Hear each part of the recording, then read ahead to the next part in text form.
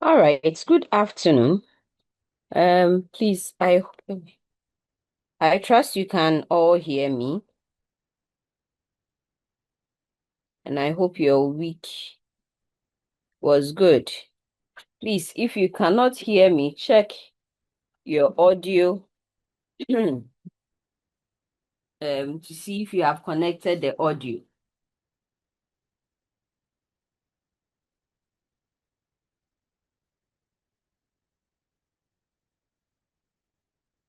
Please, can you hear me?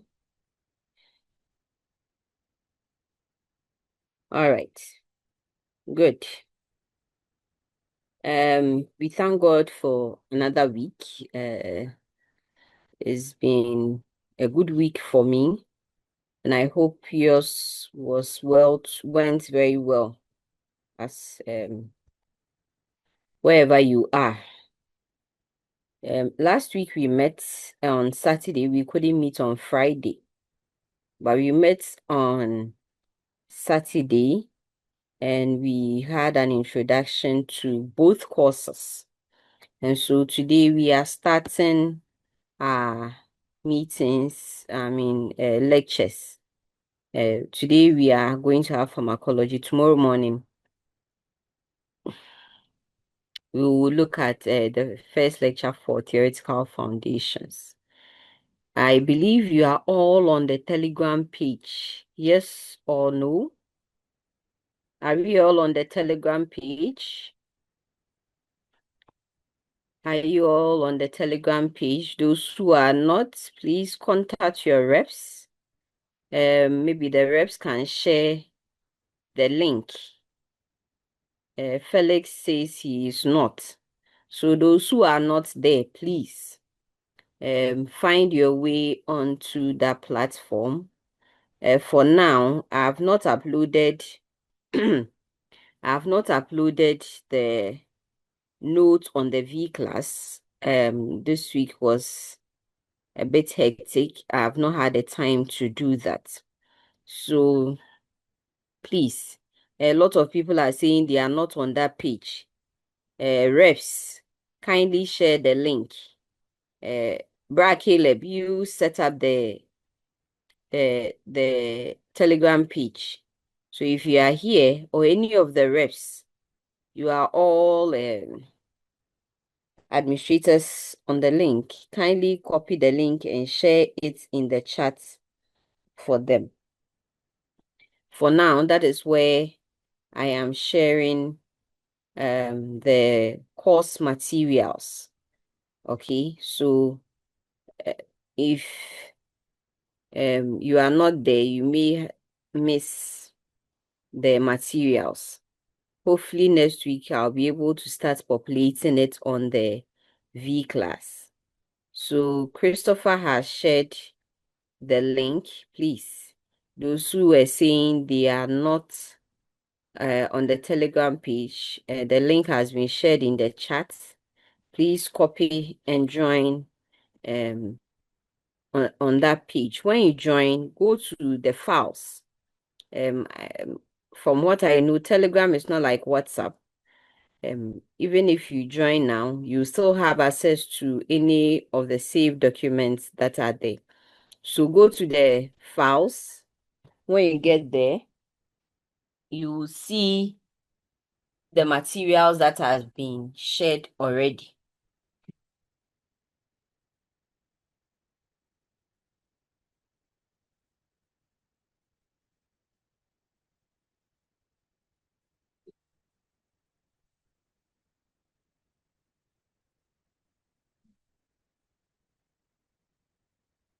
Okay. So the link has been shared. Please, when you get there, maybe at a later time,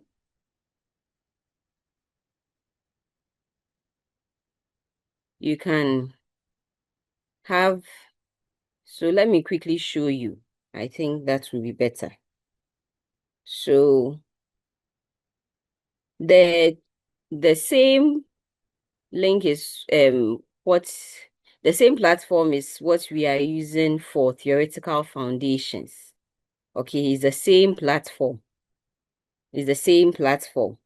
We are not setting up another page for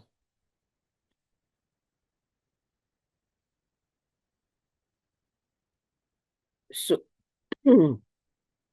okay, so I'm showing you the Telegram page. I hope you can see it. Please, can you see?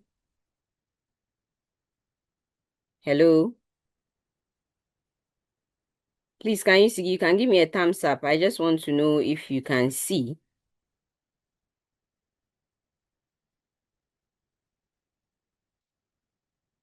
Yes, okay. So when you go to the Telegram page, just click on the top there. You see shared files, photos, files, links. Click on the files and you see all the files that have been shared so far. Okay, all the files that have been shared, you download them onto your device and refer to them as and when. If you can't open the group, it's likely you may need an update. So please update your app, the Telegram app, or maybe there's space that the storage is running out. So please, you may have to delete some things on your phone to get it. But so far, I've shared the course outlines, I've shared textbooks, I've shared the lecture 1 and 2 for pharmacology. I'll share that of theoretical foundations later this evening. But I've asked you to do some reading already, and I hope you did. Any questions so far? Any comments? Are we all okay? Do we all have access? Last week we looked at some apps that can help us open the documents. Please, I hope we have downloaded those apps.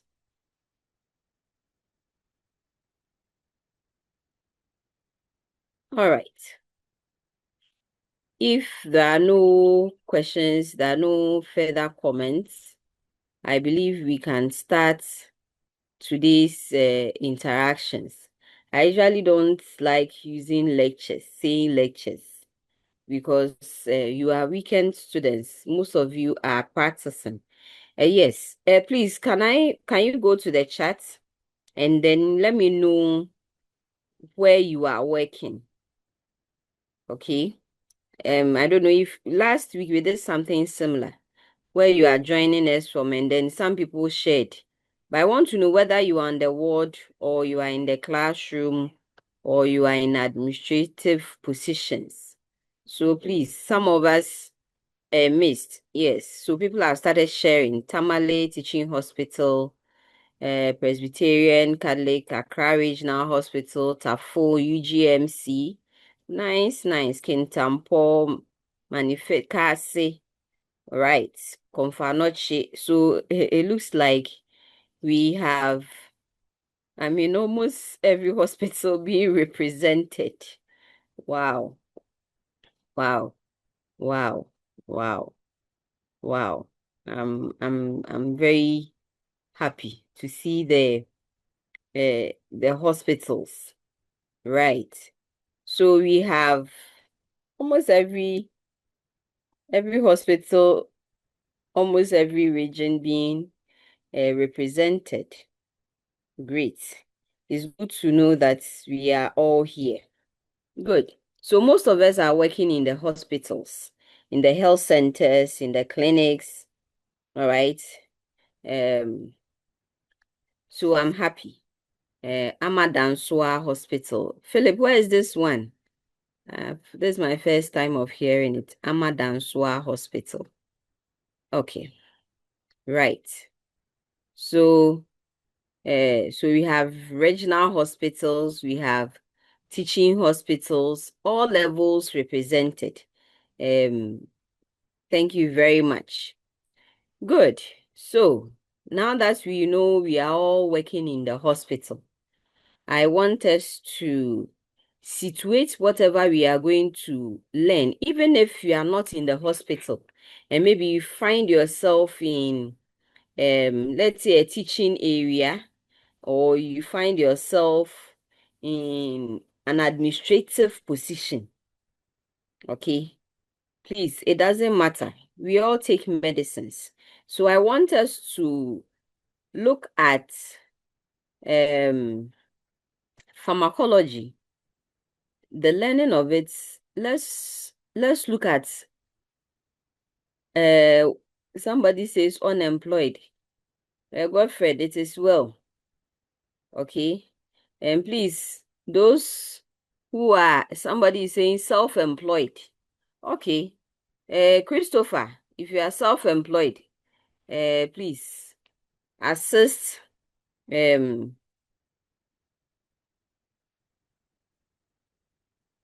assist Godfred, maybe with some employment. He's not the only person. Ebenezer and Moru. Hmm. Please, if you have a job somewhere, please assist those who are unemployed, okay, to get something to do. But I want us to situate whatever we are going to be learning, situate it in our field of practice or our area of practice. Don't learn pharmacology like it is one of those courses. Oh, I don't need it. And so it's difficult. The names of the drugs, they are difficult to pronounce. The mechanisms of actions, they are difficult to follow and all of that.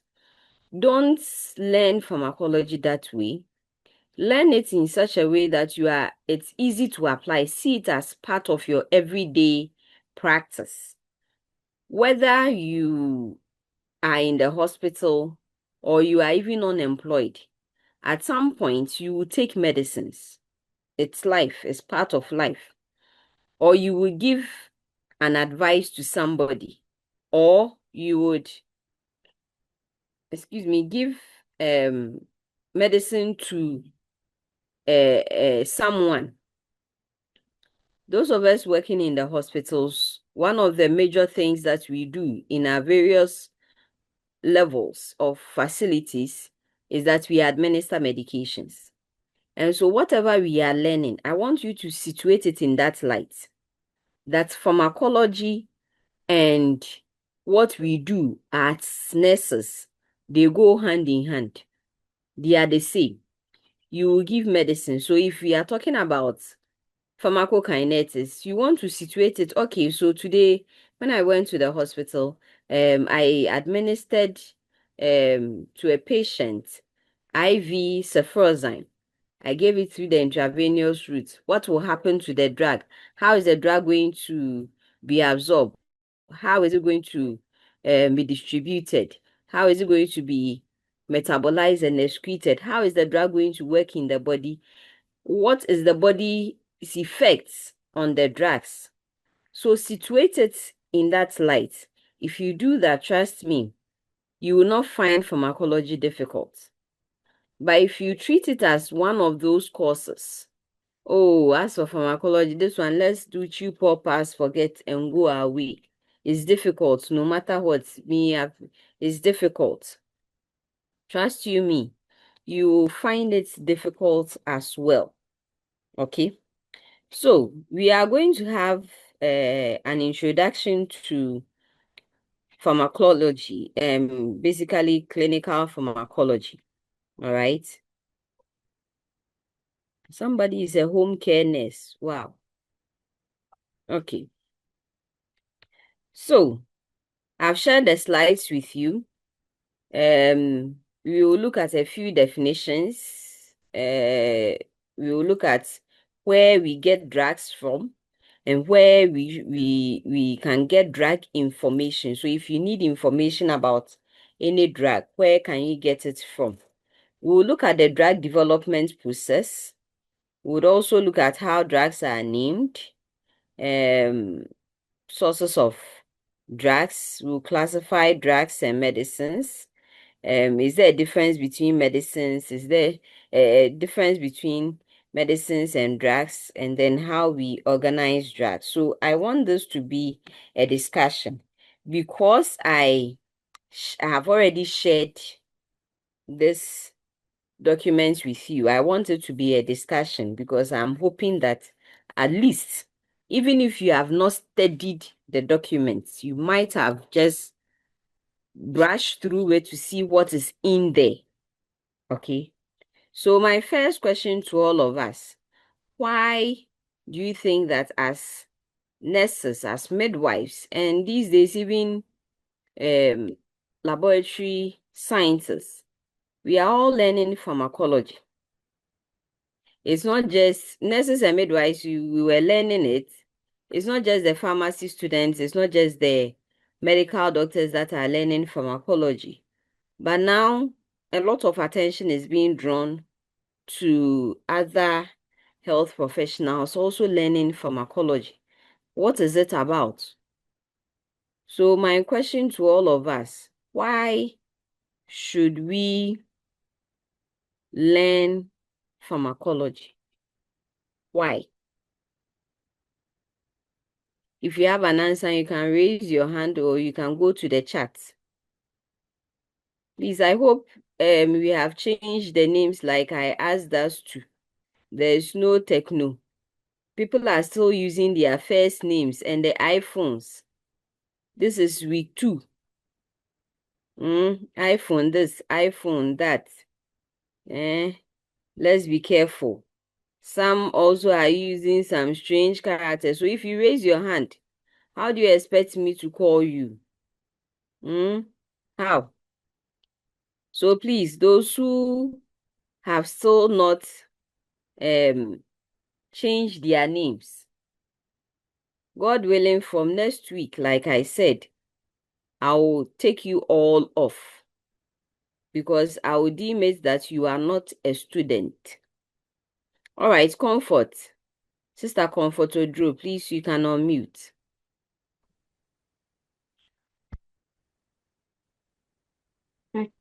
Thanks pharmacology in order to know about drugs and then what the drug is doing to the body and then how the body is taking in the drug, absorbing the drug or using the drug for its effects. That's how I understand. All right, thank you very much. So that's what Sister Comfort is saying. Let's go to Jessica. Please, you can unmute. Hello, Zufaya. Hello. Good afternoon. Afternoon. Please go ahead. Okay, We so can please, hear what you. I want to hear about it is, as nurses and midwives, understanding pharmacology will help ensure that medicine are given correctly and safely to our clients or patients. Thank you. Thank you very much. I like what you are saying, that medicines are given correctly. We all know about medical errors, and how administration errors, prescription errors, how they can all cause harm to the patient. Doris.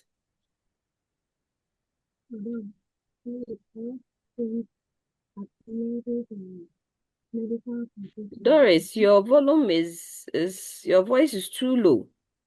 I didn't hear anything. Madam, please, can you hear me?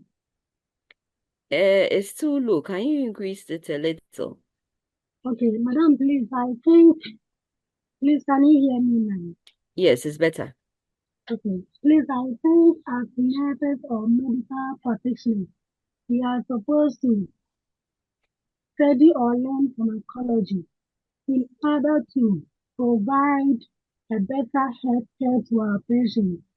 So you'll be able to know the drug and how it interacts with the body and also help us to make informed decisions that may lead to the better outcome of the patient. All right. Thank you very much. So all that you have said and many more is the reason why we have to learn pharmacology. You see, as nurses, we spend a lot of time with our patients. Most of the time, nurses, when we go to the ward in a typical shift, one of the major activities that we would be doing is to give medications, to administer medications, educate the patients on the medications that they are being given, ensuring that what the medication we are giving is safe, we are calculating our doses well, we are preventing side effects, and all of that. And so I find it difficult to understand if we are able to outline all these reasons. If you go through the charts, all the reasons have been shared so that you can use drugs safely and effectively, to know the effects of the drug on the body and to administer them safely, to understand what medicines are about, why we need to take them, what happens in the body after taking them, and all of the reasons to be able to calculate our doses well, prevent side effects, educate our patients. But when we go to the ward, we don't do any of these things. What is happening? I'm asking all of us. We know these reasons. We know what, as nurses, we have to do. But why is it that we are seeing differently? What is happening? What is happening? Please, I want an answer. Nancy, please, you can unmute.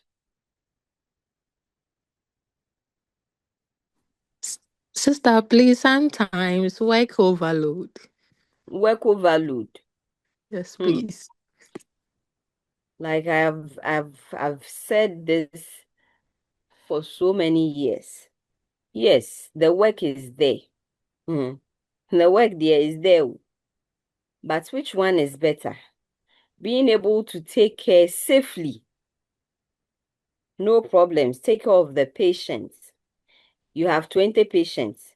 You are not supposed to do all. You touch on the priority areas. Even if you're able to attend to 10 priority areas and you leave safely and another nurse comes to continue, which one is better than to do shoddy work and cause a lot of harm? Sister Nancy, which one is better? To take care of patients well for the other colleagues to come and continue the work. Good. So yes, the workload there, it won't change. It's even going to go high because our mothers gave birth. Maybe some gave birth to 10. The 10 people, each of them is giving birth to about 5 people. So the workload there, the population is increasing. Ghana's population is increasing. So the workload will not decrease. There's no way the workload would what? Decrease. And so I even though I agree with you, yes, sometimes the workload is an issue, but I think negligence, ignorance, laziness, like Comfort is saying, laziness. This time around, it is not just laziness, poor practices. Poor practices. And the idoncarism that you see on our wards, unless they know that you are, even when you are a staff and they get to know, they don't even care. They don't care. You go and the nurses are there on their phones. They don't care. Olivia, what do you have to say? Please, I also think sometimes because of improper handing over and taking up in the ward. Thank you. They can all lead to these things. But we know what is right. We are not doing it. Earlier this morning, I was teaching and I was telling them we're talking about antihypertensives. Right? We were talking about antihypertensives, and I was telling them that somebody does not walk into the ward or the OPD, and all of a sudden, the moment they step in, you check their blood pressure. Okay? And one of the students asked, then the seniors on the ward, they are doing the wrong thing. Because the moment a patient comes into the ward, sometimes they have not even settled the patient in a bed. They are telling them, go and check the blood pressure. So sometimes it's difficult to understand, but all of these things play a huge role in some of us not doing the right things. We are lazy. We don't want to learn. Even when we are forced to attend workshops, right? When we come back, whatever it is that we've gone to learn, we don't want to teach others. We don't want to implement what we have learned. We keep it in our pockets. As for the health system problems, they will continue to be there, but within ourselves, at our individual level, as the ward level, it will be important to learn and put whatever we learn into practice. So actually, it's my hope and prayer that whatever we are going to learn from now on, we would put into practice. Yes. Oh, don't. I mean, they are also parts. They are also parts. You can be the nurse who has educated, provided all the education. If the patient is going to be non-adherent, the patient will be non-adherent. As for that is there. Okay. That the patients have their issues. We nurses, we have our issues. But I still believe that we know the right things and we don't want to do it. And so we treat certain courses, pharmacology, for instance, we treat it as if we don't need it in our practice. But we do. We do need pharmacology in our practice. Most especially, we need it. But we learn and then we forget. You see, we as nurses, we do all of these activities. We are responsible for the things that we see. Administer the medication, assess effects, intervene when there is a problem, provide teaching, monitor the patient, and prevent medication errors. We are responsible for these and many more. And so it's important that we study pharmacology and not just study it, but study to apply. This morning I was reading that studying the word of God alone is not enough, but study and then apply. Oh, I am not saying some of you don't do well. Some of you do very well. I've witnessed so many of it. I've witnessed so many of nurses who are doing amazing work. But like they say, one bad nut spoils everything. So yes, we are doing well, but we have all these problems that all these things that our colleagues nurses are doing, which is not helping us. But what I want us to know is that, please, whatever we are learning, let us put it into practice. Okay? And know that a drug can have many effects. Most of the time, when you ask your colleague nurses, what are the drug effects that you see? They are only talking about side effects. Please, drugs have more than one effect. We have the therapeutic effects. There are the side effects. Working for,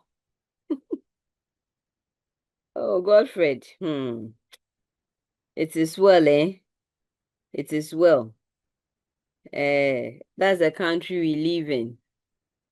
But do not let that influence how you practice. And this is why I'm saying so. If you let it influence your practice and something happens to the patient and it results in maybe you being sued or the hospital, and then the prescriber and everybody involved being sued, trust you me, they will not consider the fact that you have not been paid. If you are going to be jailed, if your license is going to be taken from you, they will take it from you. So if you are not ready to work because you have not been paid, then I would advise that you write and then you suspend your work till you are paid. That would be my advice. Than to stay in the hospital and cause errors that can lead to a patient's a morbidity or mortality. They will not spare you and say that, oh, it's because you've not been paid. They will take you on, and whatever punishment that is due you, they would give it to you. But like Loretta is saying, your reward is from God. This one, sometimes you want to take the reward on earth, because when we go to heaven, I don't think we would need money to go to the shop. The food will be everywhere. But here, you need money to go to the shop. You need money to go to the market. You need money to even go to work. So sometimes you want the reward here. So like Hannah is saying, 2 years, no salary. Then charge understood. You see, then charge understood. And I hope that your money will drop. Okay. I hope your money will drop. Oh, we are giving data. Don't even worry, Madam Juliet. Hey, we are giving data. We are paid. I don't know if it's data for your own lectures, but you see, you have come to school. You decided to be here. So I don't know if they are still giving you data.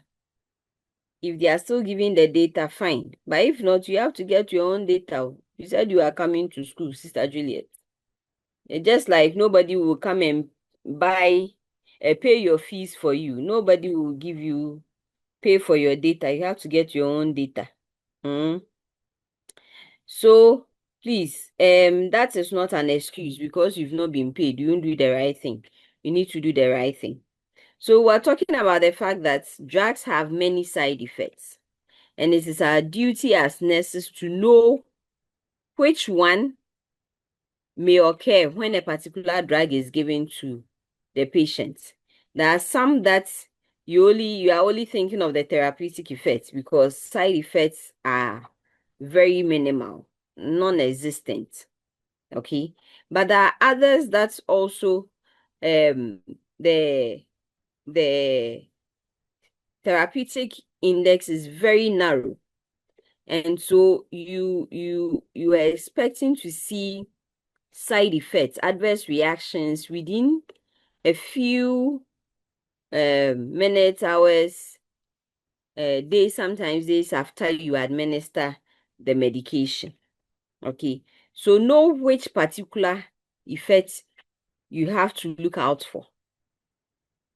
All right, and then manage those effects adequately. You should know how to manage their patients who have to take their medications at home. And we are going to learn all of these things. All right. We will move on to look at some definitions, and I believe you know all of these things already. What pharmacology is simply the study of drugs and their interaction with living organisms. So basically, we are going to look at how the drugs interact with the human body. We are going to look at the effects of the drug on the human body, and then the effects of the human body on the drugs. What will happen to the drugs once it goes or gets into the patients. Okay. This issue, if I should open it, Frederick, this your issue. If I should open this issue, we will not close for today. So you let it be. Let it be. There are a lot of political angle issues concerning those things. Everything in Ghana, we have made it politics. Everything politics. Okay, so I don't want to go there. But what I'm saying is, so far as you are working on the ward, whether you are many, you are few, whether you've been paid, you have not been paid, so far as you've taken the charge to be there, you are responsible. So do the right thing so that you don't find yourself in the hands of the law. Okay. All right. So there are several aspects of science that the learning of it is related to pharmacology. We are not saying that we have to know all of these before, but some of it we have already been exposed to it. Okay. We are already exposed to. We've done biology. I'm sure some of us did biology. Even if it's integrated science biology, you have done it. You've done some chemistry. Even if you've not done biochemistry, you are going to meet biochemistry. You do pathology and a few others. Your knowledge in all of these areas will help you understand pharmacology better.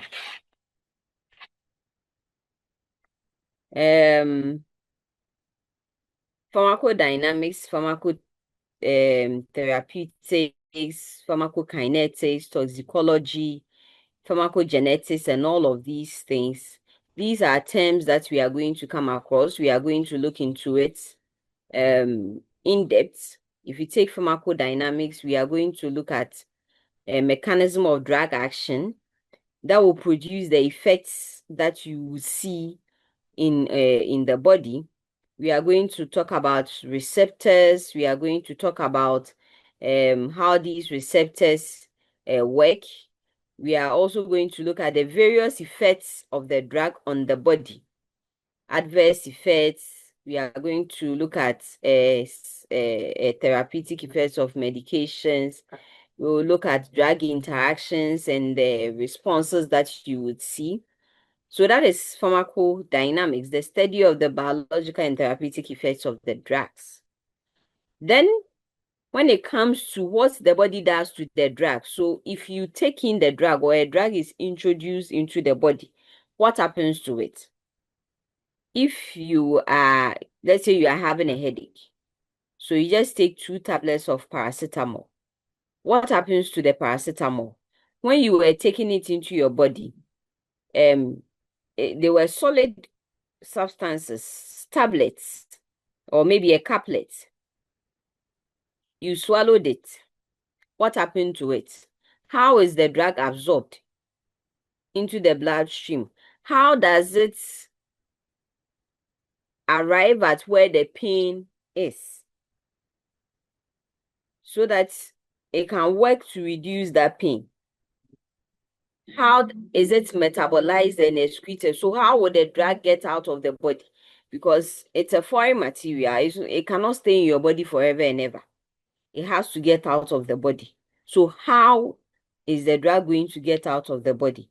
And that is what pharmacokinetics will delve into. Then toxicology study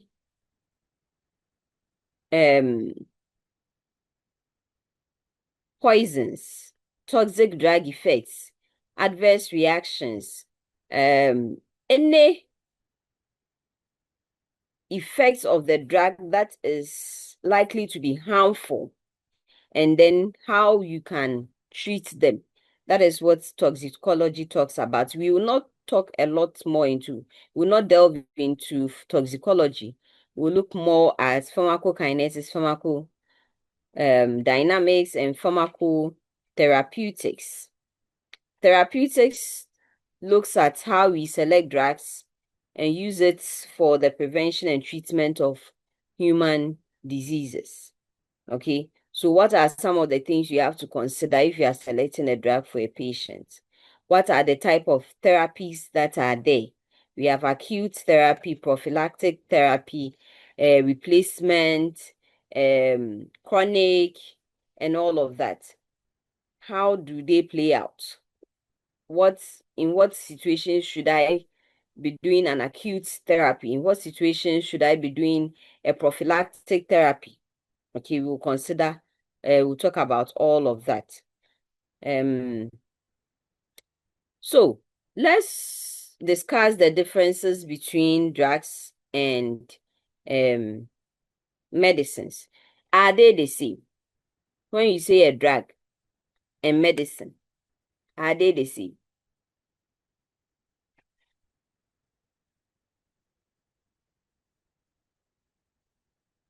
Hello? I'm expecting more answers. So, medicines and drugs, are they the same? Okay. All those who are typing are saying no, they are not the same. If they are not the same, what is the difference? What are the differences? Are there similarities as well? Please, Ophelia, if you cannot hear, check if you have connected the audio. Okay? When you log on to Zoom, you have to connect the audio. Check if you have done that. And then check the volume of your device, the level of the volume. Increase it if it is low. And then also, it could be the network. Move from where you are, and then hopefully it will be better. But I do believe the rest of you can hear. Sewa says, I thought they were the same until I read through the notes. Yes. So, what are the differences? What are the differences? And Caleb says, not all drugs are medicine. And Esther is saying, a drug is any chemical substance that affects the body, whilst a medicine is a drug specifically used to treat or prevent a disease. Joanna is saying, medicine is broad and drug is single. Right. And Emmanuel has ended what Caleb started. All medicines are drugs. Okay. So generally, they are not the same, though okay, Loretta's hand is up. Loretta, let me let you, you've put your hand down. I was going to let you speak. So if you can raise your hand again. Yes, Loretta, please unmute. Okay. So a drug is a chemical substance that, when introduced into the body, produces a biological effect, whether beneficial or harmful. Whilst medicine is a combination of drugs that is prepared, formulated, and approved for prevention and treatment of diseases. Thank you. You have summed everything up for us. Thank you very much. So you see why you shouldn't have put your hand down. So thank you. Loretta has summed everything up for us. Basically, the difference is in the purpose. That is one, or why you are using it. The difference is also in the makeup. Usually, a drug, it can be just a single chemical substance. Okay, medicines are usually more than that.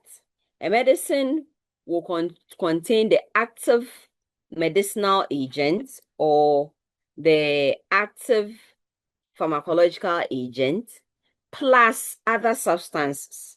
And the reasons that you are taking both let us know whether at that moment it is a drug or it is a medicine. Let me give a typical example. In some jurisdictions, they are exploring the use of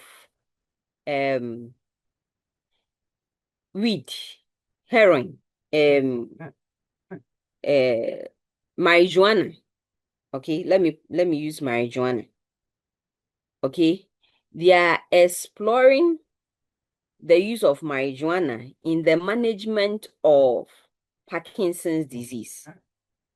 Elsewhere, I remember I mentioned it to somebody who is battling with Parkinson's, and the person went like, huh? You expect me to smoke weed? And this is a very old-timer, old person. And we were talking about, there's been some clinical trials that have shown that the use of marijuana in Parkinson's disease is very good. Would you want to be on it? He said, no way. I cannot be smoking weed. Anyway, so in that sense, because they are using it in a particular quantity for the management of Parkinson, it is not a drug. It becomes a medicine.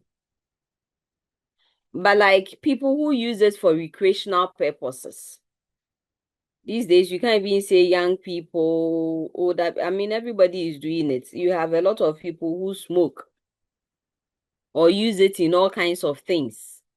These days, even abele, ice cream, even ice cream, they put some of these things inside. I hear they call it infused.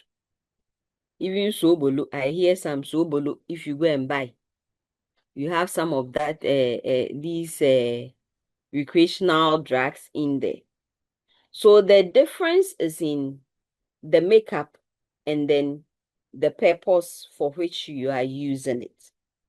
So if you go through the slides, the table, you see the differences and then the similarities. But basically, all drugs are not medicines, or not all drugs are medicines, but all medicines are drugs because they contain, okay? Yes. Oh, as for toffees, I know a long time ago, toffee and cake, and they call it brownies, something, something.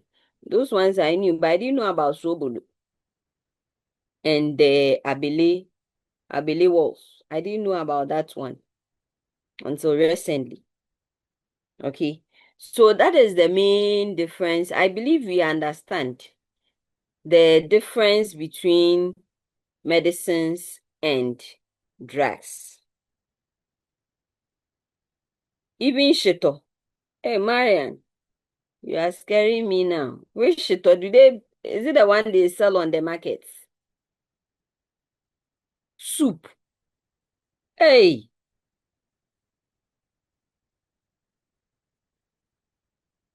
Okay. Bismarck is asking, which one is attire? Is it the one that as for the watch, I tend to believe.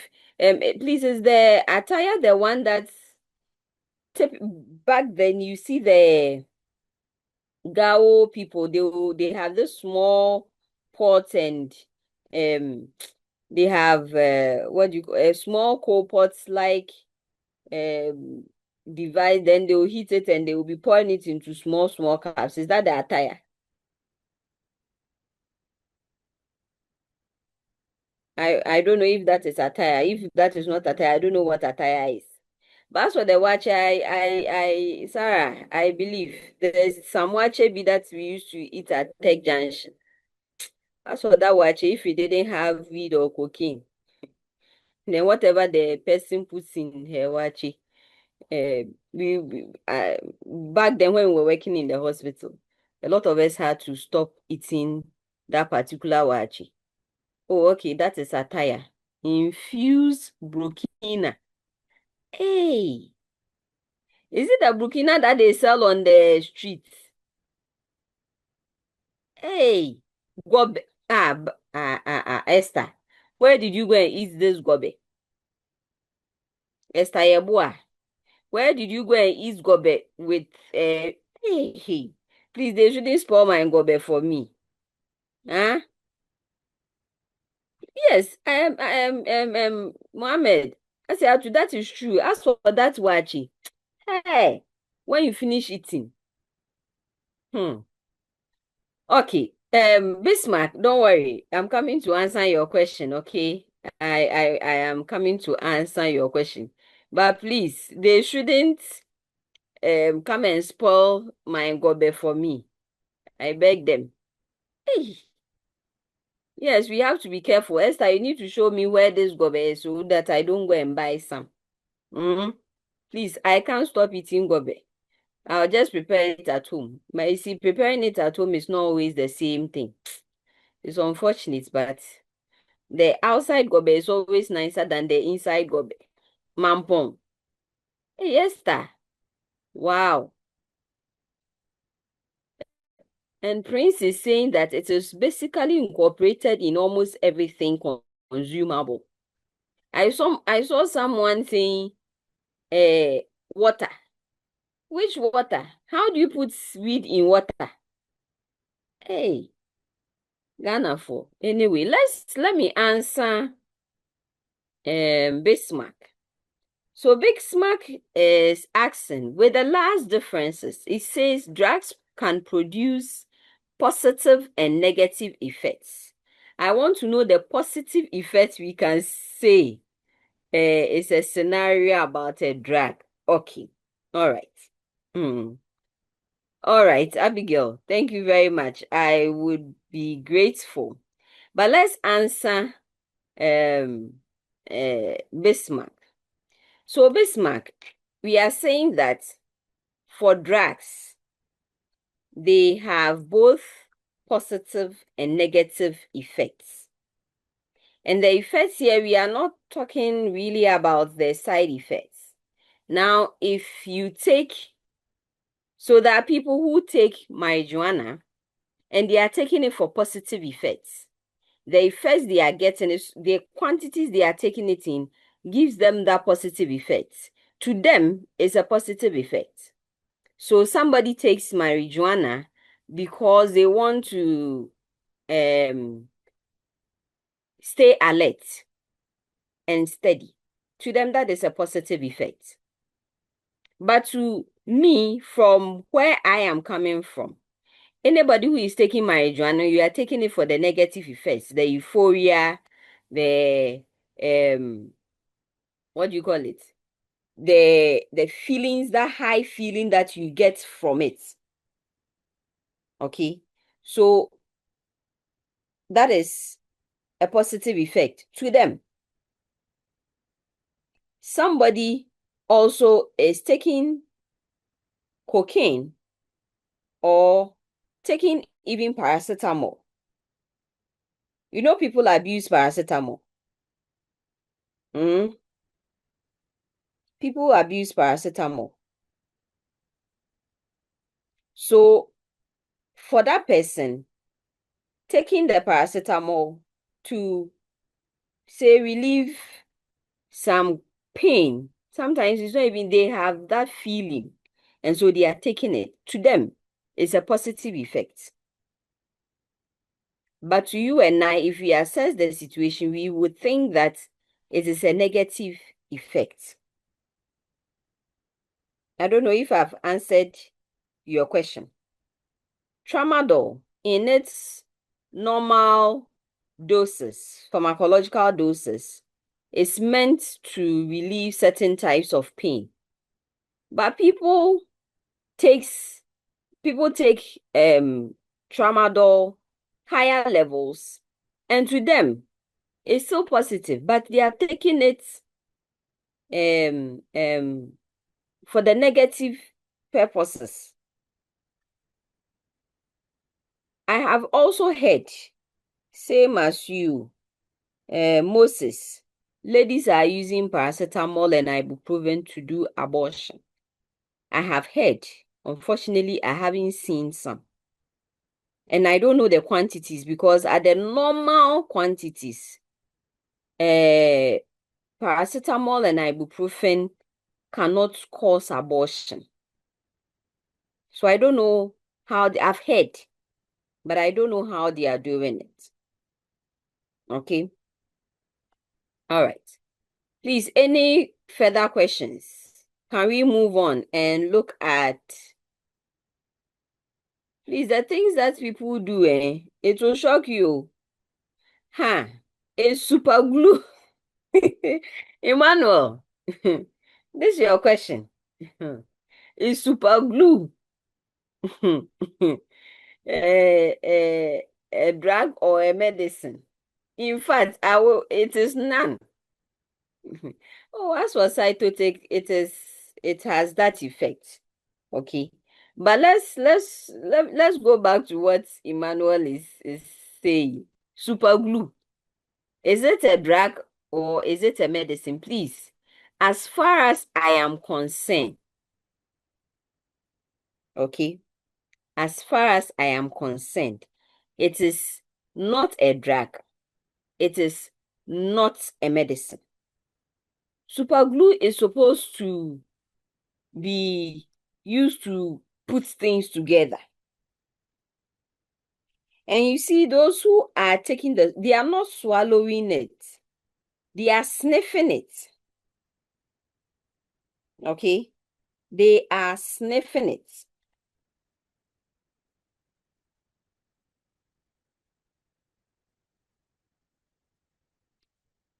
And I haven't looked at the constituents of super glue.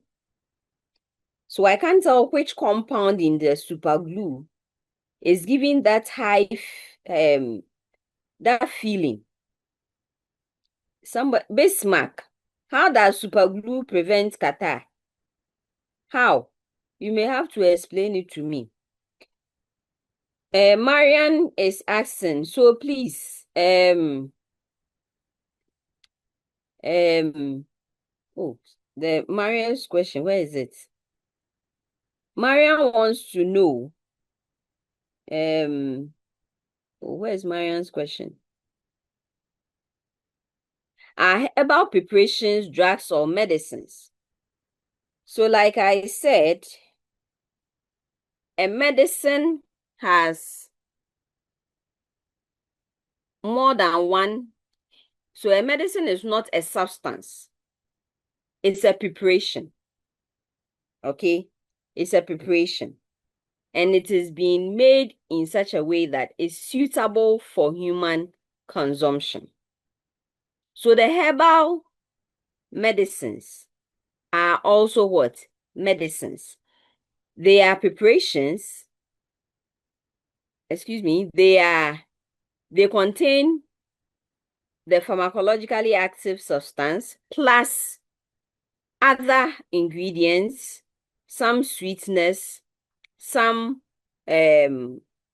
alcohol, some anything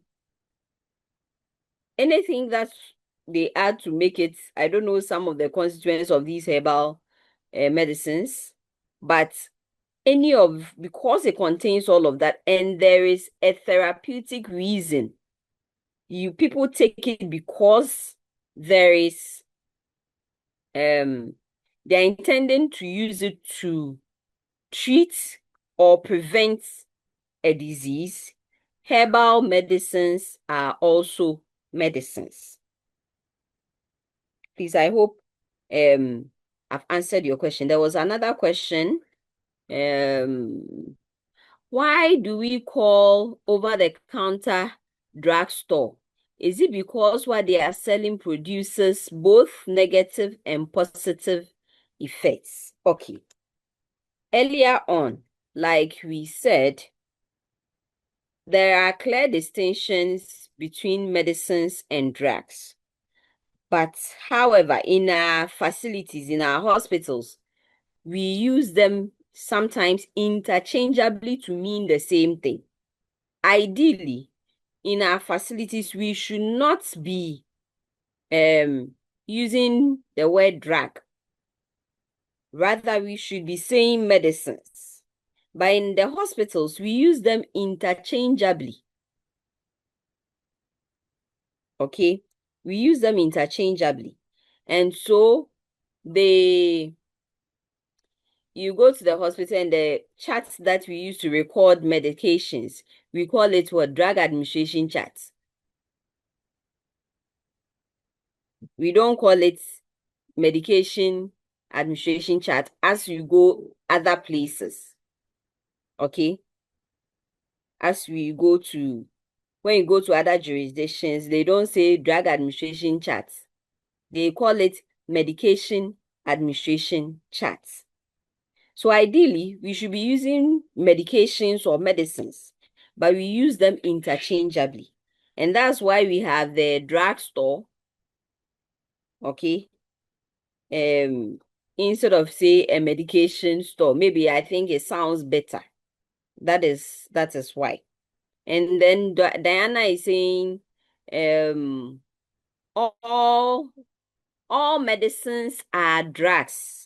All medicines are drugs because they contain chemical substances which are the drugs. A drug has a known structure. It's usually a single compound, okay? And usually it's not in any dosage, a particular dosage forms. When they put it in the dosage forms and add other substances to it and make it a preparation convenient for consumption, then we say it is medicine. So all medicines are drugs, but not all drugs are medicines. I hope that clears it up. I think I have answered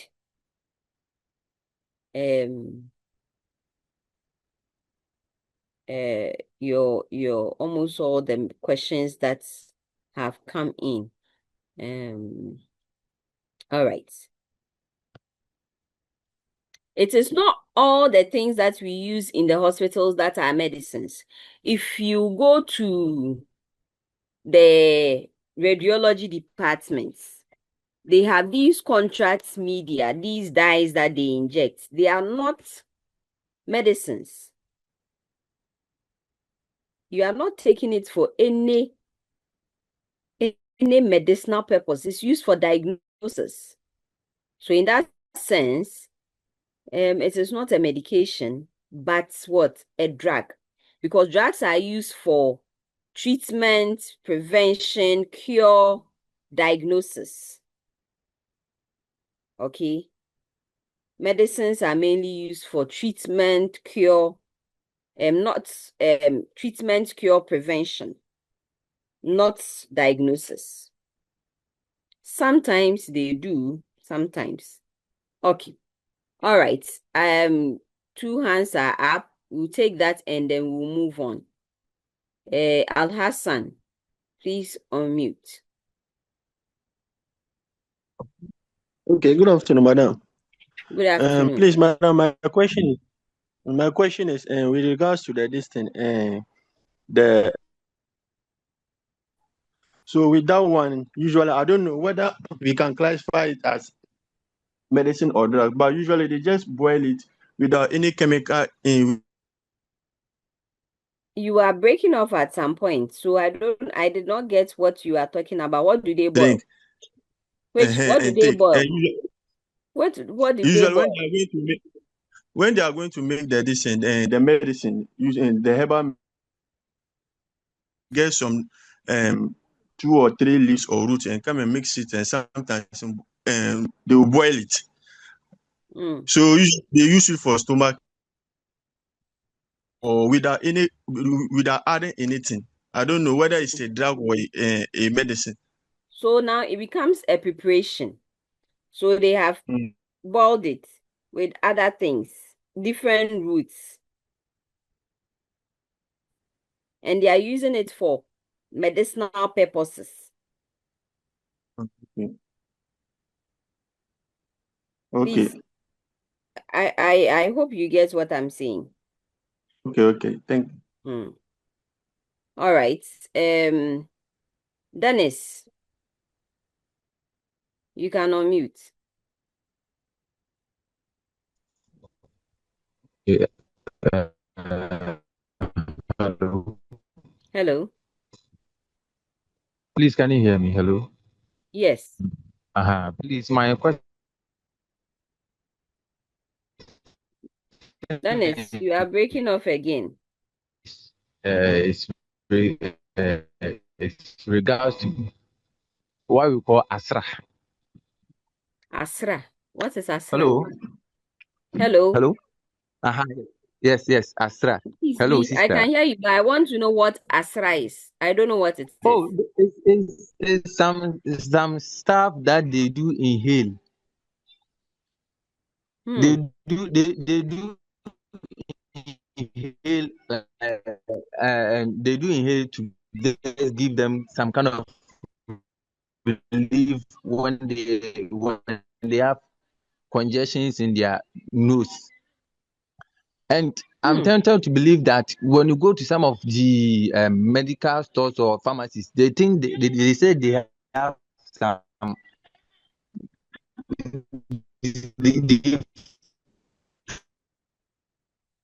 prepared it in a special way that they do sell it. And so or that is a medicine because of how it's being prepared, or we just classify it because it's just a normal thing that maybe they get it from the herbs that they get it from herbs and that stuff. We just classify it as a drug. Okay. Let me answer it from this angle. One, I don't know this Asra you are talking about. I don't know what is in it. If it's the snuff, I see people, there are these small containers and they take it and put it in their nose. I don't know if it's the same thing that you are talking about. Okay. So this Asra that we are talking about, why are they using it? And what is in it? That's why I'm saying, if you want to clearly distinguish between a medicine and a drug, look at how it is prepared and why it is being used. So if this Asra, it contains one or two drug compounds, they have added something to make it easy to take. Okay? They have added it and made it in such a way that it's easy to take. Then, if they are taking it for medicinal purposes, okay, medicinal purposes, it is not for recreation. Maybe there is some congestion and they are using it to relieve that congestion. Then yes, you can say it is a medicine. But if they are not using it for medicinal purposes and it's for recreation, some of these, I don't know, is the same as I know there is nicotine powder that people take. In that sense, okay, in that sense, it is not working, it's not being used as for medicinal purposes. They are using it for their recreational purposes. It gives them a high. Okay? Some false confidence here.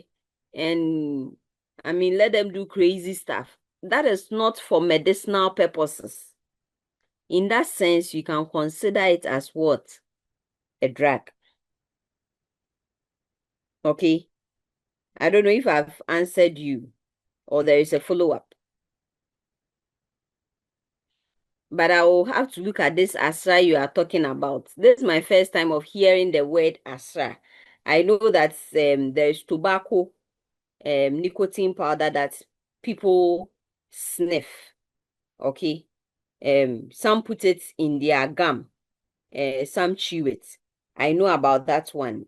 I didn't know about this ASRA thing you are talking about, but I'll look into it. I'll read about what ASRA.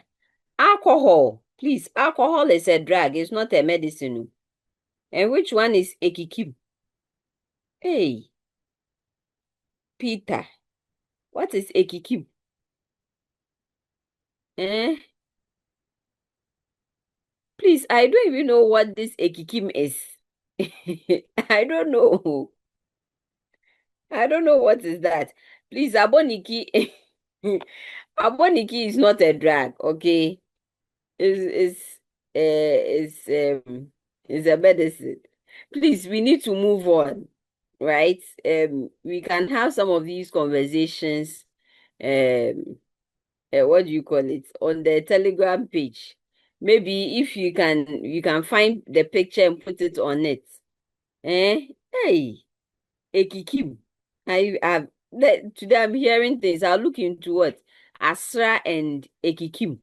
Okay, I will look into it, but we need to move on. So please, you can the page is open, so you can put some of these information there.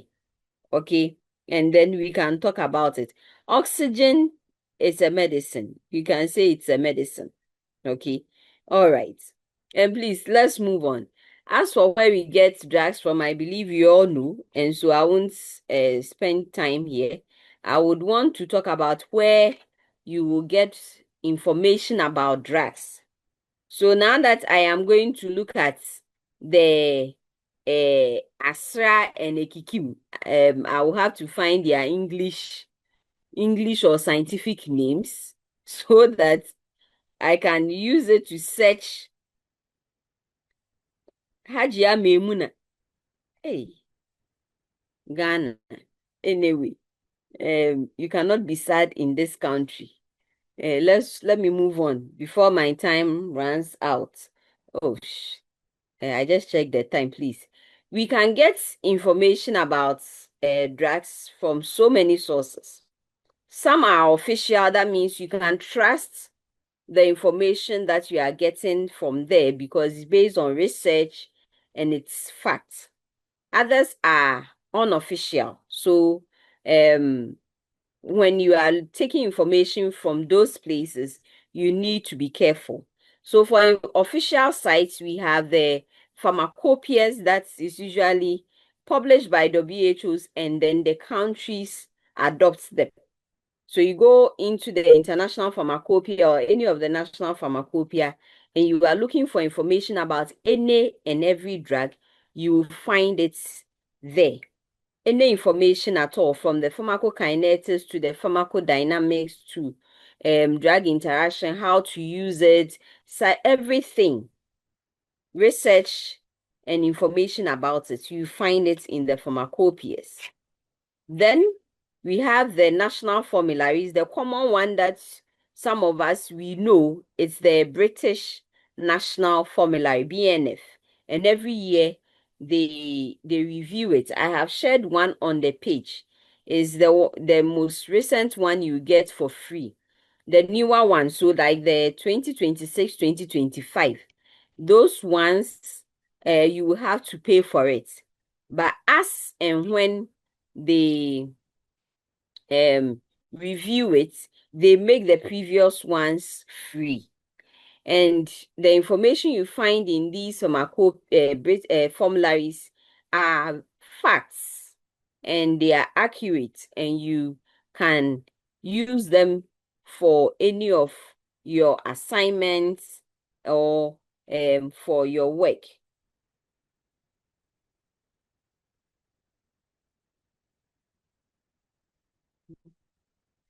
Don't worry. We will come to what I asked you to read very soon. This is just an introduction. Then we have the compendiums.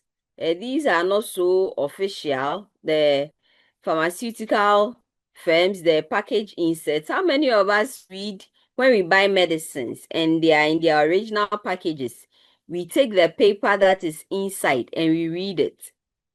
Even on the word, even if it's not personal, even if we are not taking the drugs personally, we are on the ward and we have to administer medications. How many of us read it? Somebody has told the truth. Sometimes, yes, sometimes. Somebody says me because of past experience. Yes. For me, whether I've seen it before, the reason why it's important to read every one of them, at least how you should take it. Okay? How you should take it. These things you need to read. Okay? You need to read. Don't read it because, oh, I don't read it. It should be a very good practice. It's a practice that you need to cultivate. Even if you've come across it before, the reason is that they review the information that they put there. And so you need to read it always. Anytime you are coming to take any medication and it has that information, the paper is there. Please read it. It's very important. How to reconstitute, how much to give, pharmacokinetic profiles, the side effects, adverse effects, all of that, you find it there. So it's important that you read. Somebody is asking, so you will not bring questions from BNF. I don't get your comments, but Abigail, Obaya, so no exam questions from the BNF.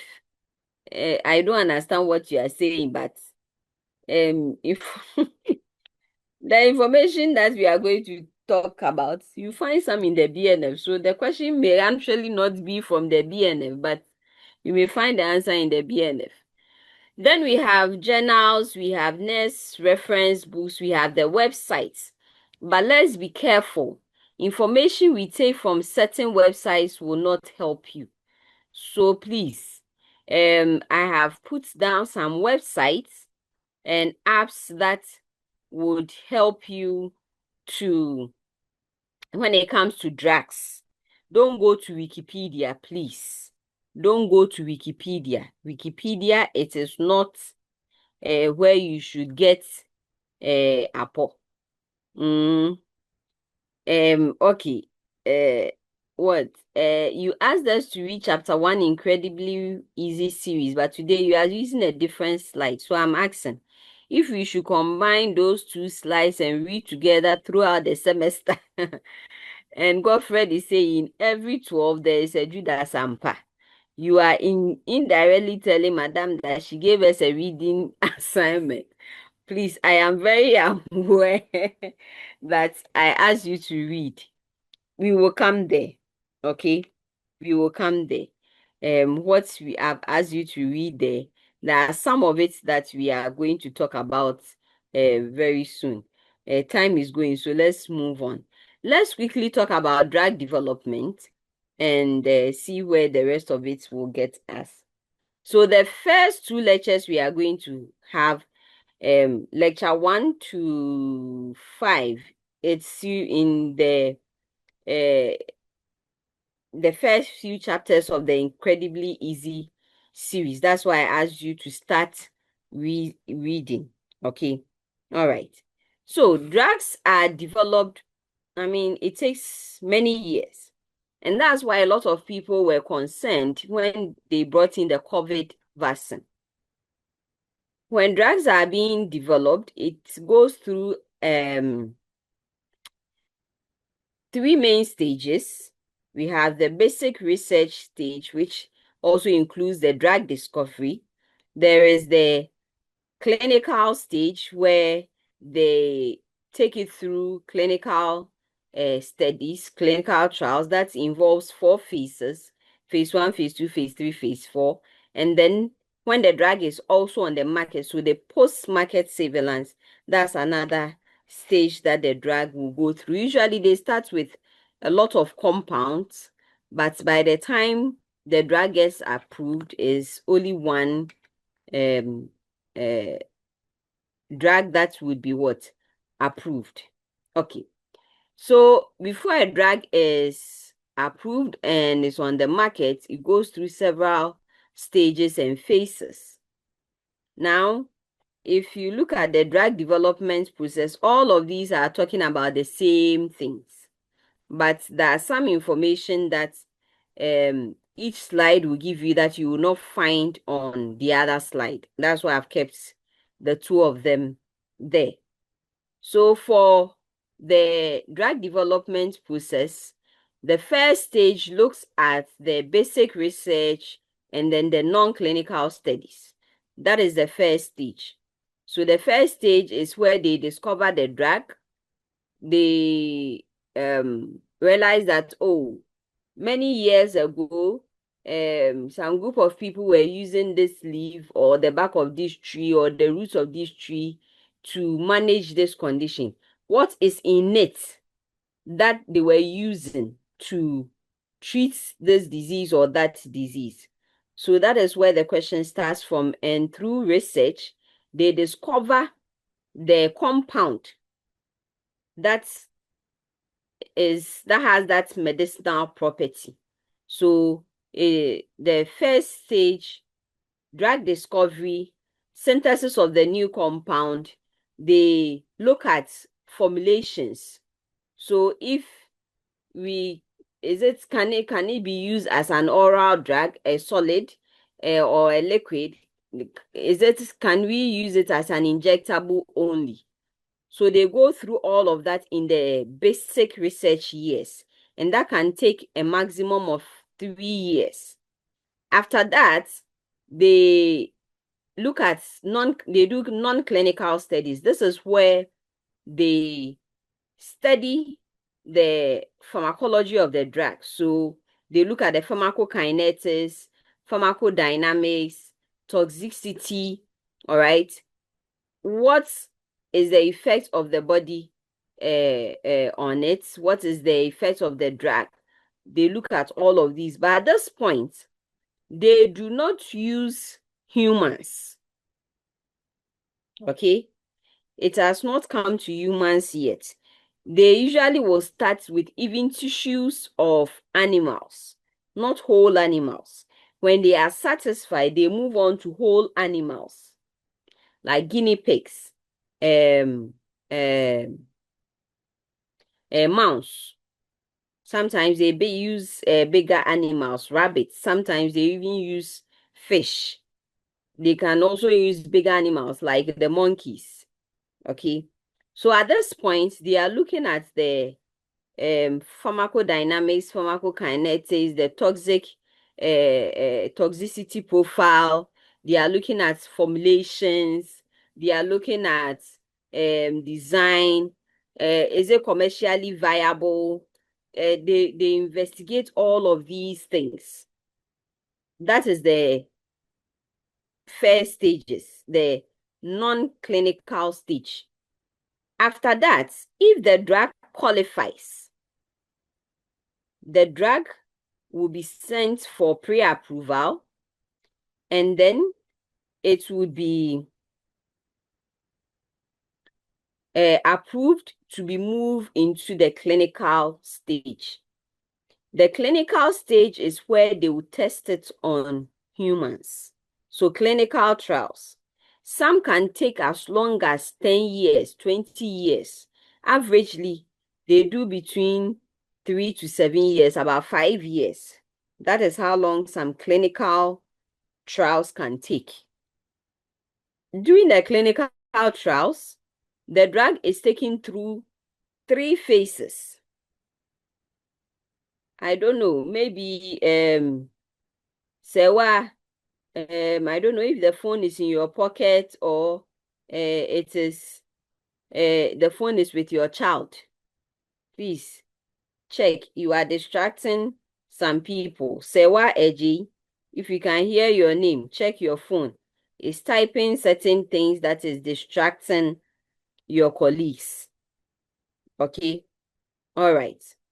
So, after the clinical studies, if the drug is approved, it moved on to be to approval and then the launching. Okay? So, the clinical studies, it goes through 3 phases. Usually, they will add even the phase 4. Okay? But for now, let's stick to the 3 stages, 3 phases. Phase 1, they use a few healthy individuals. And here, they test for safety properties of the drug. So they will look out for the side effects. They will look out for the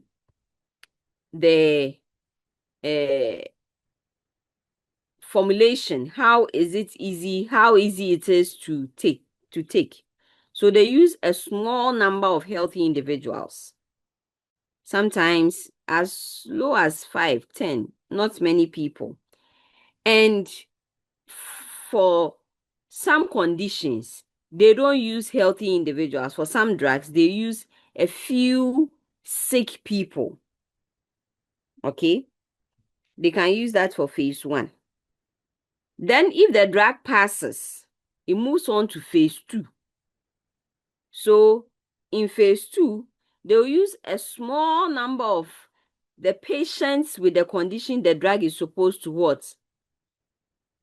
Manage or treat. Here, they are also looking at safety issues. They are going to look at efficacy.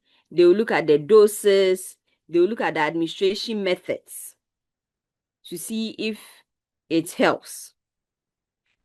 If the drug passes phase 2, it moves on to phase 3. Same things they are going to do, but in a larger number of patients. Here, it's multi-centers or multi-sites. So they do it in different groups of people. Whites, blacks, Hispanics, Chinese, multi-sites.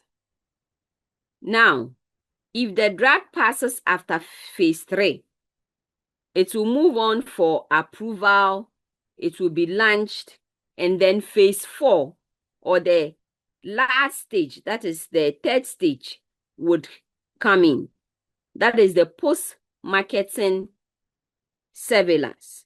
And the reason why this is important is that when they are doing the clinical trials, if you remember, small healthy people, small number of patients with the disease, even though it's the phase 3 is large number of people, it is not going to be as large as when the drug is on the market and everybody has access to it. Now, because we are different, our chemical makeups, genetic makeups are different, our lifestyles are different, the environment that we live in is different. The way one person reacts to a drug will differ from the way another person reacts to the drug. We were all in this country in 2020 when COVID hit us. When COVID hit and they gave the vaccines out, there were people who did not even experience a single side effect. There were people who experienced mild side effects. There were people who experienced serious side effects, severe side effects. Others experienced adverse reactions, which necessitated that they are admitted in the hospital. My own experience, though I did not have to be admitted, was very bad. I was standing in my kitchen many hours after I took the vaccine. I took the vaccine in the morning. Did everything normally. I wasn't experiencing anything. Then around 5:30 p.m. in the evening, I was standing in my kitchen and all of a sudden, my legs gave way. I fell down. Boom. I couldn't walk. I couldn't move. I was lying down in my kitchen. My kids were very young.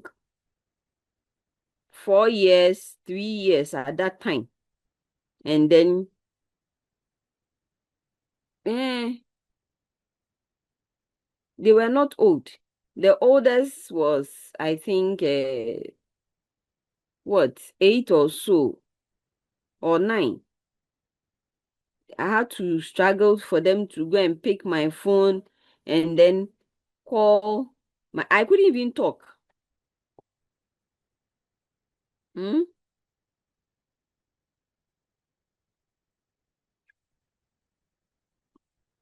All right. So because of that, post-marketing surveillance is very important, because the way one person will react to the drug is not the same way another person will react to the drug.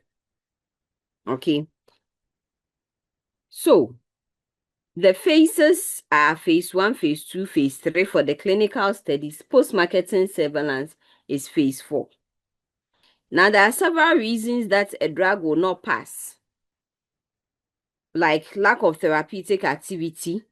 The drug is too toxic, or it's teratogenic, meaning that if you give it to a pregnant woman, the drug will have negative effects or cause abnormalities in the developing fetus.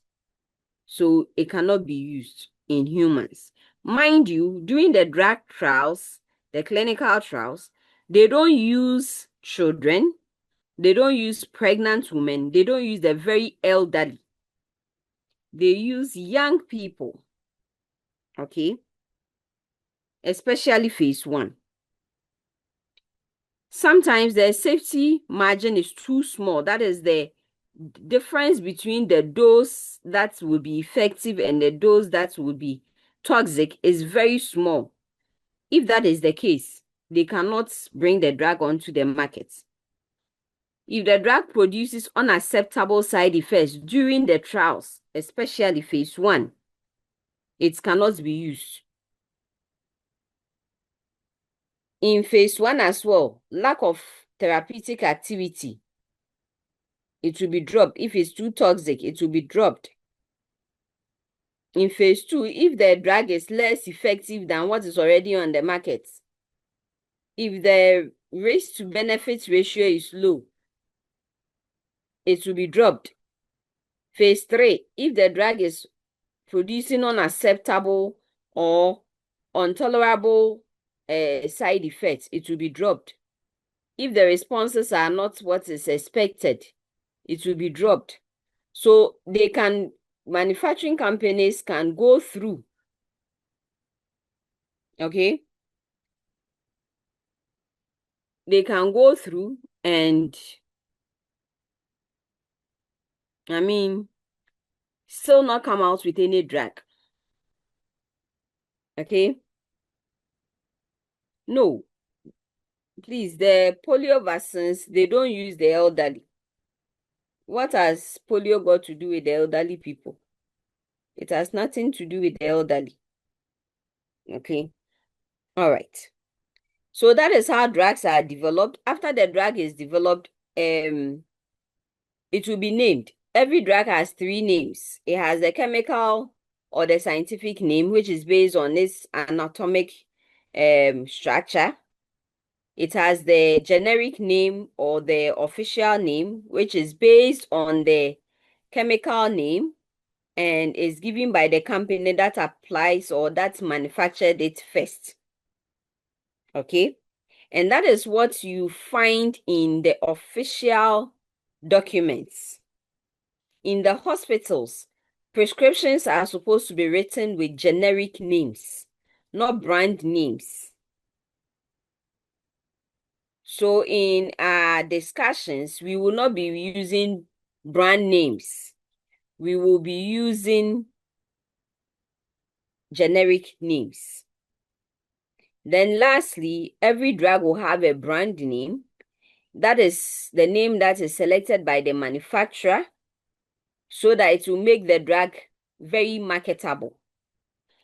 Now, let's see. If the chemical name is N4-hydroxyphenyl ethanamide, and the generic name is acetaminophen, and the brand name is Tylenol, you go to the pharmacy shops and they're advertising these drugs, which one would you buy?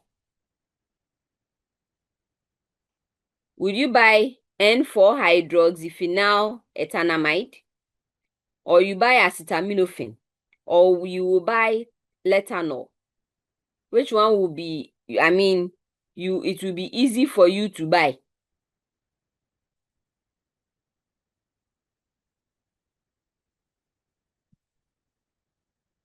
All right, I will answer you.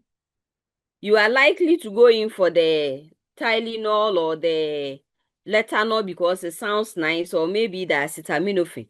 But when you see N4-hydroxyphenyl ethanamide or N4-hydroxyphenyl acetamide, you tell yourself, what kind of medicine is the name alone will kill me, right? And so you won't buy. And so for the manufacturing companies to make their products sellable, they go in for the brand names.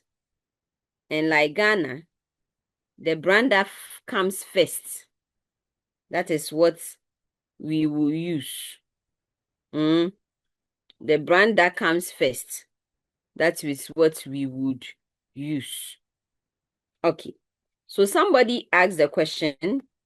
I want to get to a point. I'll answer you. Somebody asked the question. Please, madam, who are used for the clinical trials? If they develop some side effects, are they those who are used? Yes, they will be paid. Oh, yes, sure, they are paid. Those who are involved quite recently, the COVID trials, so they were paid. Somebody wants to know if children are not used for, okay, so let me put it that way, this way. Children are not used for clinical trials, okay? Unless the medications are to be used in such population for specific diseases. Let me say it again. Children, pregnant women, even generally, women of reproductive age, okay, and the very elderly, they are not used as subjects for clinical trials. But if they are the people that the drugs are meant to be used for, they are used. Now, animals are not for clinical trials. They are used in the non-clinical trials, the preclinical trials. That is where we use animals. And we use the animals so that we want to see what will happen in the animals. So they give us something like a foreshadowing. So it will help us to predict, would we see similar effects in human beings? That is why you do those studies before, if the what do you call them? The Food and Drugs Authority, they are satisfied. That's why I said that before the drug moves on to the clinical trials, the clinical stages, they go for approval. So you go with your discovery data, synthesis and everything, and then the preclinical trials, the research data, you go with it. A board will review it, and if they are satisfied, you go in to do the clinical trials. It is not every animal. I mentioned the animals that can be used. Guinea pigs, rats, mites. I know some trials that they've used fishes. They also use bigger animals. Okay, like rabbits. They can use them. All right, sometimes even monkeys. Okay. Now, I don't know if you've heard about the malaria vaccine. Have you heard about the malaria vaccine? They did some of the trials in Magogo, Asante Achi Magogo. Yes, children were involved. Okay. All right. Yes. Somebody, okay, I think somebody raised it. Indomethacin, the doses that they use in the animals, they are human doses, and the animals that you use it in, I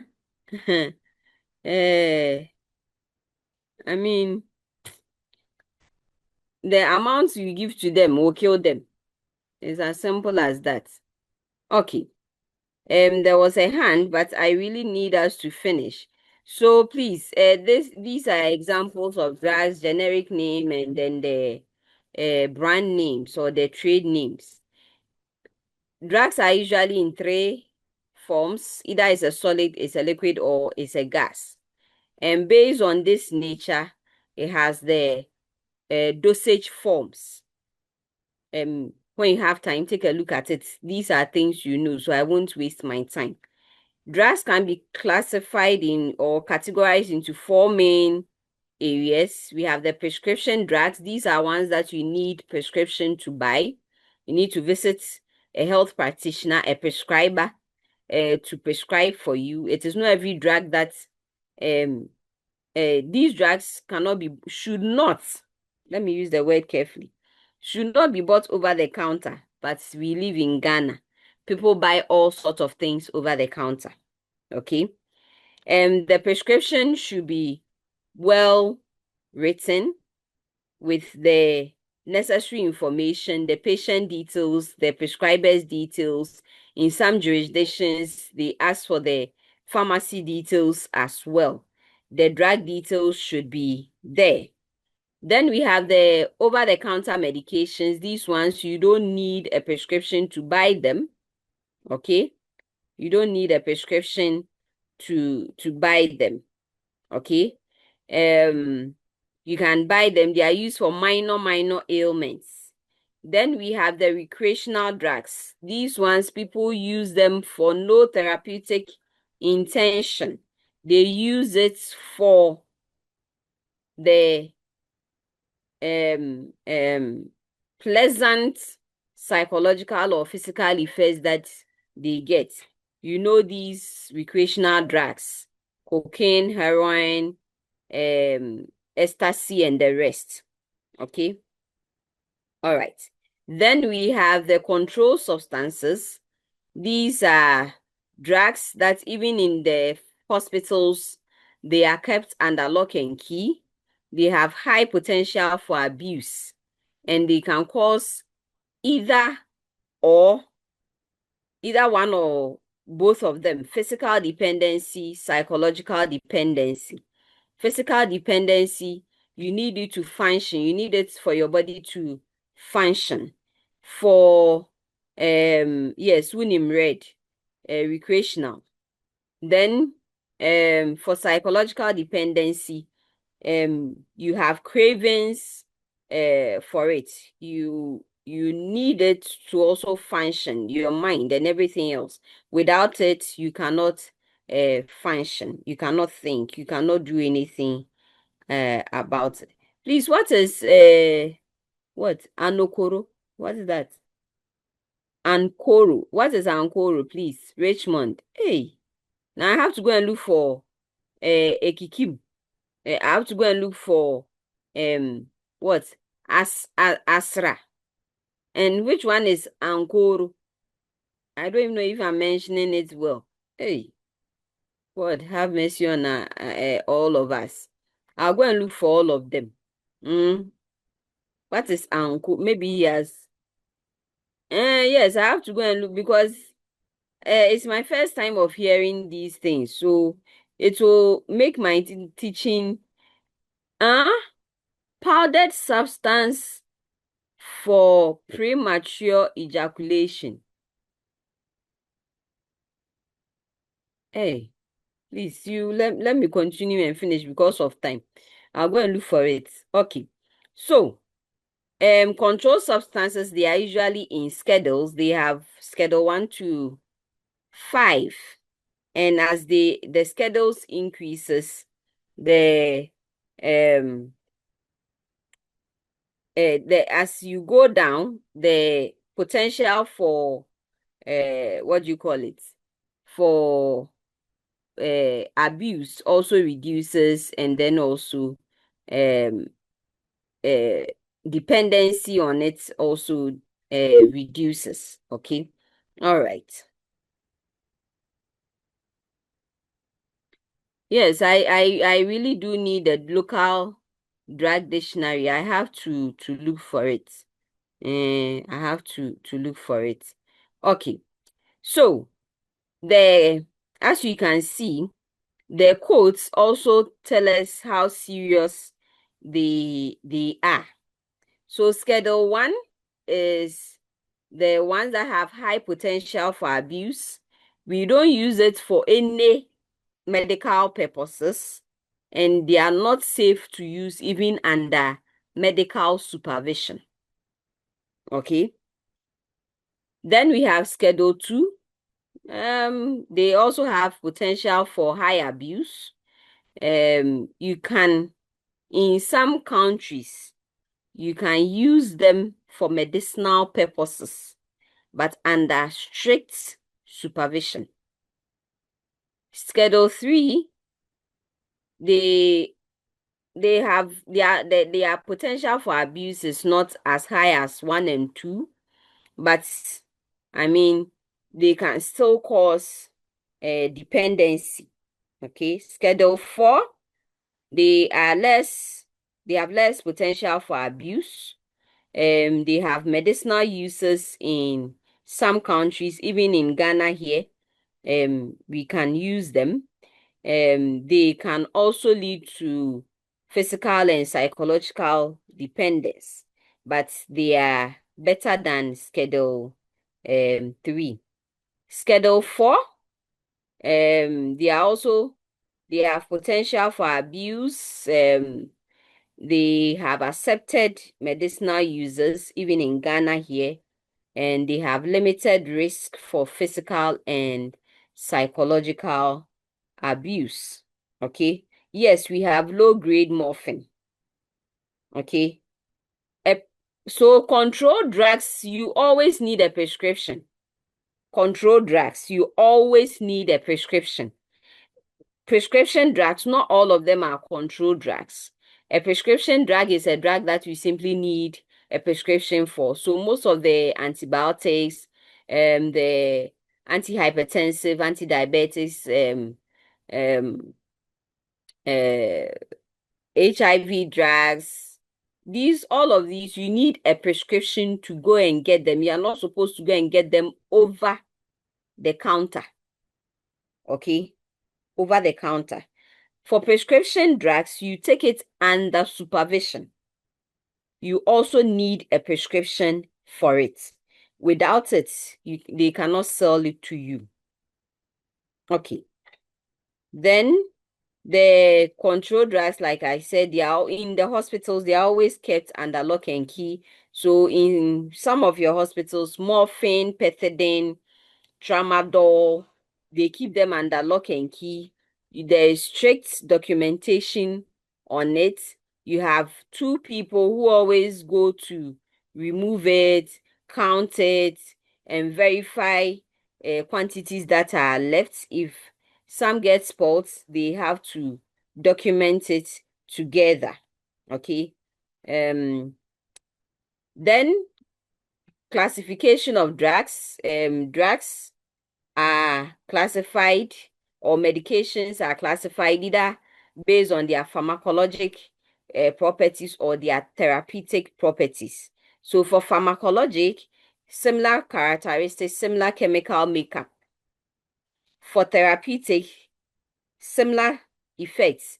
Usually they do not have similar chemical makeup. So if you pick a class of drugs like antihypertensive, that becomes a therapeutic classification because you are looking at all medicines that are used for the management of hypertension. But if you break down antihypertensives and you are looking at beta blockers, calcium channel blockers, ACEIs, ARBs, those classifications are pharmacologic because they are based on their chemical makeup. So beta blockers will have a shared chemical makeup. Okay. All right. That's how you classify. So you can be asked, what is the pharmacological classification of this drug and what is this therapeutic classification? So let's say morphine. Morphine is an opioid analgesic, but morphine is also generally analgesic, a drug that is used to manage pain. That is the therapeutic classification. A pharmacological classification, it will be under opioids. Okay. All right. Let's go on. These things you can easily read. There are some definitions that I'm sure you know already, so we will not look at it. But I want to talk about this last one, critical concentration. Every drug that we take, if the moment you take it, for some, depending on the routes of administration, you see an effect immediately. For others, it takes some time before you see the effect.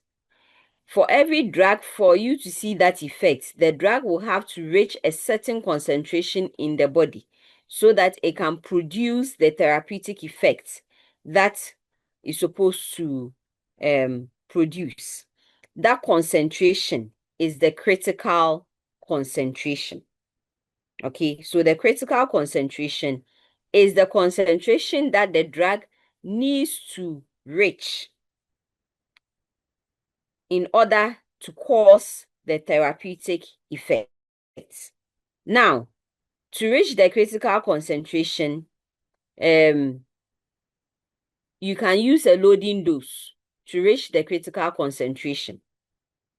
The loading dose is a higher than normal dose that is usually used for treatment. Okay, so sometimes in various hospitals, you realize that, please, GCUC, don't log me. I want to finish this, please.